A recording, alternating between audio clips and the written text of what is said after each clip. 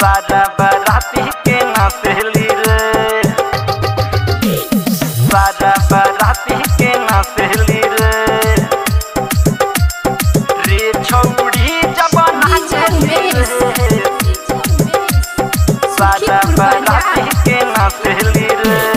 पहलू ह जब तू कमर लचका के,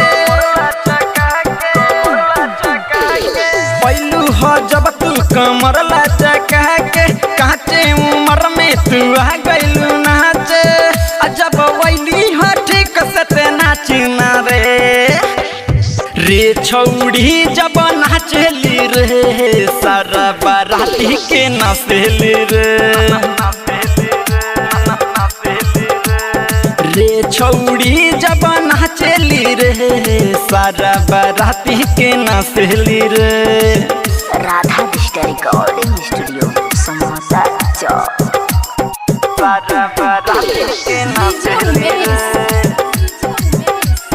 सारा बाराती के नाचली रे।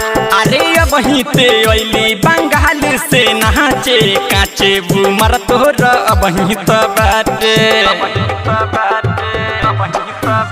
अरे अब ही ते अइली बंगाल से नाचे, काचे उमर तोर अब ही तो बाटे, अइली काचे उमर में ते नाचली रे, रे छौड़ी जब नाचली रे, सारा बाराती के नाचली रे,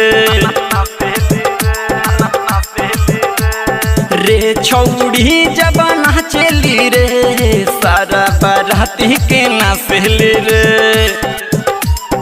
सारा बाराती के नाचली रे, सारा बाराती के नाचली रे।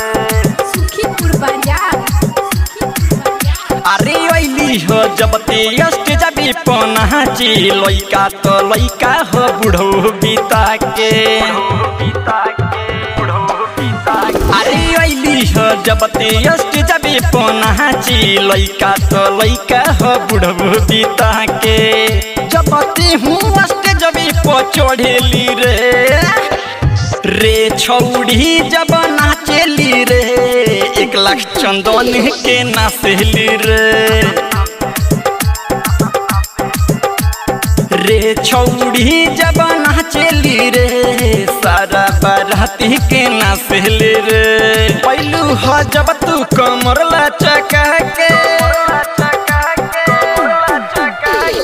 पहलू ह जब तू कमर लचका के, काचे उम्र में तू आ गइलू नाचे, जब वैली ह ठीक से ते नाचना रे, रे छौड़ी जब नाचली रे, सारा बाराती के नाचली रे, रे छौड़ी जब नाचली रे, सारा बाराती के नाचली रे।